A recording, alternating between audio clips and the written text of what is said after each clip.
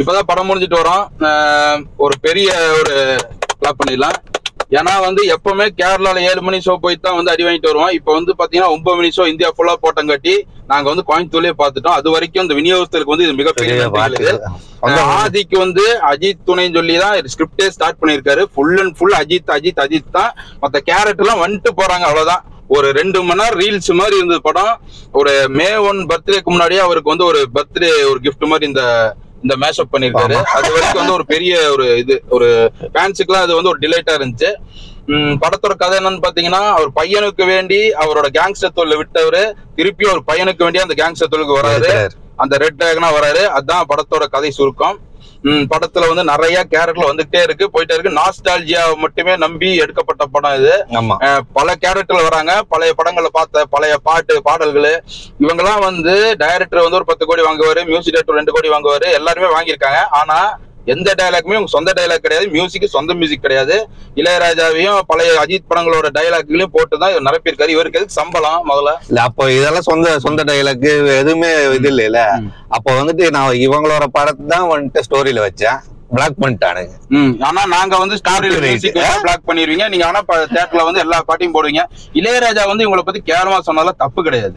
இளையராஜா பாட்டை 1-2 உருவிட்டு இருந்தீங்க. இப்ப பார்த்தா அவர் பாட்டை மட்டும் தான் உபயோகிச்சுட்டு இருக்கான எல்லா படத்திலயுமே. இந்த படத்துல அதே மாதிரிதான் பழைய பாடல்கள் நாஸ்டால்ஜியா இதை மட்டுமே வச்சு ஒரு படம் ஃபுல்லா எடுத்திருக்காங்க. கதைன்னு ஒண்ணு இல்லவே இல்ல, ரீல்ஸ் தான் படமே. ரீல்ஸாவே தான் இருக்கு. என்ன ஒண்ணுன்னா ஒரு மாதிரி வைபா இருக்கிற மாதிரி ஒரு ஃபீல் இருக்குது. ஆனா அது கிடையாது. 2 நாள் கழிச்சு வந்து பாத்தீங்கன்னா அந்த டைம் டிராவல் ஒரு கான்செப்ட் அது ஒரு நல்லா இருந்தது. செகண்ட் ஹாஃப் எஸ்ஜே வந்து கொஞ்சம் தாக்கு பிடிச்சாரு. இதுல வந்து பாத்தீங்கன்னா அந்த கதையெல்லாம் கிடையாது. ஒரு கேங்ஸ்டர் ஒரு டுபாக்கு கதை எல்லாமே ஃபுல் அண்ட் ஃபுல் வந்துட்டு அஜித் வர்ஷிப் தான். அஜித்தை தாண்டி எவன் வருவான்? அந்த மாதிரிதான் இருக்கு படம் ஃபுல்லாவே. எல்லாமே அஜித் தானே. ஏதாவது ஒருத்தர் வந்து பல கேரக்டர்ல வந்து அது இதையும் போட்டிருக்கானுங்க. அதெல்லாம் வந்து பயங்கரமான காமெடியா இருந்துச்சு. பிளாக் காமெடி படம் ஃபுல்லாவே அதே ஓடிட்டே இருக்கு. இவ்வளவு பெரிய அஜித் மாதிரி ஒரு நல்ல ஆக்டரை வச்சுட்டு எப்பவுமே ஏன் இப்படி பண்ணிட்டு இருக்கான்னு தெரியல. ஃபேன்ஸுக்கு மட்டுமே இல்லைன்னா ஃபேன்ஸ் மட்டுமே பார்க்க வைக்கணும். எதுக்கு அப்புறம் ஜெனரல் ஆடியன்ஸ் எல்லாம் எதுக்கு அப்புறம் வரணும்? படம் ஃபுல்லாவே அஜித் டைலாக்.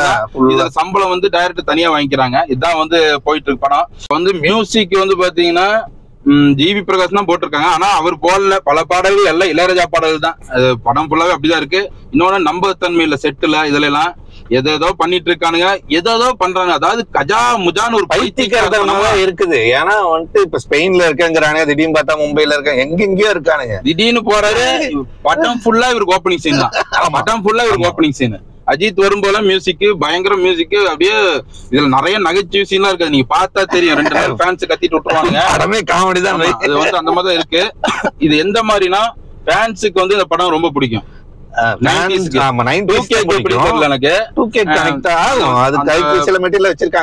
படங்கள் வந்து பழைய படங்கள் பார்த்தவங்களுக்கு தெரியலாம். இது வந்து இப்ப புதுசு வந்து எப்படி வச்சிருக்காங்கன்னா, ஆனா உனா துப்பாக்கி சுட்டு இருக்காங்க. அது வந்து 2K பிடிக்க நினைச்சு வச்சிட்டு இருக்காங்க எல்லா படத்திலயும். அதுவும் இந்த படத்துலயும் அதுவும் இருக்கு. ஒரு சில சீன்ஸ் வந்து கொஞ்சம் சில காமெடியா இருக்கு. சில சீன்லாம் அது வந்து நல்லா எழுதி இருக்காரு அவரு. ஒரு சில நகைச்சுவையில இருக்கு. ஏன்னா ட்ரெண்டிங் ரீல்ஸையும் அந்த டைலாக்கே வச்ச படமே எடுத்திருக்காரு. அது ஒண்ணும் இருக்கு. எதுவுமே சொந்த உழைப்பே கிடையாது. இந்த மாதிரி வந்து இருந்தா அப்புறம் என்ன பண்றது ஒன்னும் புரியல எனக்கு. அப்படிதான் இருக்குது. ஒரே இருங்க பாய் இந்த மாதிரி டயலாகுகள் தான் எல்லாம் படம் ஃபுல்லாவே.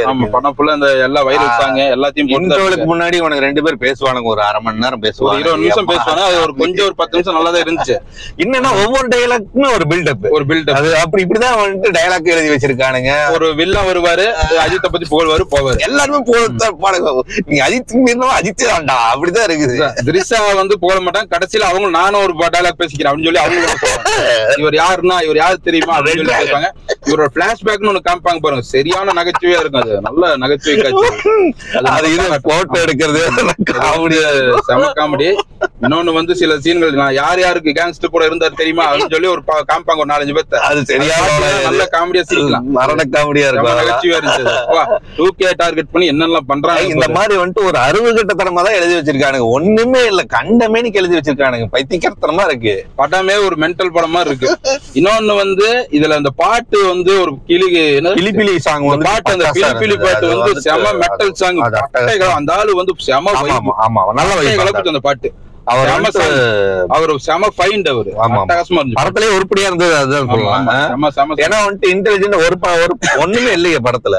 அஜித் வந்து பாத்தீங்கன்னா எவ்வளவு பெரிய ஆக்டர், அவரு என்ன ஒரு நல்ல நடிகர். அவருக்கு வந்து இந்த மாதிரியே பண்ணிட்டு இருக்கான், அவரை ஏமாத்தி வச்சிட்டு இருக்காங்க. அஜித்துக்குமே தெரிஞ்சுதான் இதை பண்றாரு. ஒரு நல்ல ஒரு படத்தை வந்து கதையை செலக்ட் பண்ணலாம்ல, அவருக்கு இன்ட்ரெஸ்ட் இல்ல நடிக்கிறாரு, அதான் மேட்டர். விடாமுயற்சி ட்ரை பண்ணாரு, அது இப்படி ஆகி போச்சு. நல்லா வந்திருக்க வேண்டிய படம் அது நாசமா போச்சு. இது வந்து பாத்தீங்கன்னா நல்லாவே வந்திருக்காத படம் தான், அதே மாதிரிதான் பண்ணிருக்காரு அவரு. நம்ம எதிர்பார்த்த பூர்த்தி செஞ்சிருக்காரு. வந்து ஏன்னா ஆதிக் படம் அப்படிதானே இருக்கும். இதுல நிறைய அவர் முன்னாடி வந்து சிம்பு கிளி வச்ச சீன் எல்லாமே இதுல எல்லாமே இருக்குது. அவர் வந்து டைரக்டர் வந்து பிஹைண்ட் தி சீன்ஸ்ல வந்து அஜித் நடிக்கிறதுல விசில் அடிச்சு கத்தாரு, ஐயோ அப்படின்னு சொல்லி அவரே வந்து பயங்கர ஃபேனா இருக்காரு. அப்ப வந்து அப்படிதான் இருக்கு. அதாவது விஜய்க்கு ஒரு அட்லி மாதிரி இவருக்கு ஒரு ஆதிக்கு அந்த மாதிரிதான் இருக்கு. நான் அண்ணனுக்கு நான் தாண்டா செய்வேன், அந்த மாதிரிதான் அவர் செஞ்சிருக்காரு. இதுல இந்த மாதிரி இருக்கு. அதாவது படம் வந்து படங்கள ஒரே ஒரு பிளஸ் பாயிண்ட் படத்துல வந்து பயங்கரமான பிளஸ் பாயிண்ட் என்னன்னா படம் 2.25 மணி நேரத்துல முடிஞ்சிச்சு. இது வந்து அவர் பாராட்டே தீரணும். அது வரைக்கும் பெரிய மேட்டர். என்ன சொல்றாரு, அர்ஜுன் தாஸ் வந்து சூப்பரா இருந்துச்சு. அவர் வர சீன்லாம் அர்ஜுன் தாஸ் வந்து நல்ல ஒரு இதெல்லாம் இருக்கு. ஆனா அவன் போலதான் தான் இருக்காப்ல. ஆனா அவருக்கு ஒரு சில சீன் எல்லாம் நல்லா இருக்கு. அந்த பாட்டு எல்லாம் அதெல்லாம் வந்து அவருக்கு நல்லா சூட் ஆச்சு. இன்னொன்னு ஒரு ஆராத பரதான கதை இதே வச்சுட்டு இப்படியே ஒப்பேத்திட்டு ஒவ்வொரு பெரிய ஆளு படம் வரும்போதும் போய் ஃபேன்ஸ் ஏமாந்து இந்த மாதிரிதான் நடக்குது. எங்க போய் முடியும் தெரியல. 2-3 நாள் தான் வந்து ஃபேன்ஸ் கொண்டாடுவோம். அதுக்கப்புறம் வந்து ஜெனரல் ஆடியன்ஸ் தானே வருவாங்க. அவங்க எல்லாம் என்ன பண்ணணும்னு தெரியல. வந்துட்டு இப்போ வந்து பாத்தீங்கன்னா பண்ண முடிஞ்ச வந்து வேற லெவலு மரணமாசி இதெல்லாம் சொல்லுவானுங்க. அஜித் நடிச்ச படம் பழைய படங்களும் சரி, விஜய் நடிச்ச பழைய படங்களும் சரி, அந்த அளவுக்கு சூப்பர் கிளாசிக் எல்லாம் கிடையாது. ஏதோ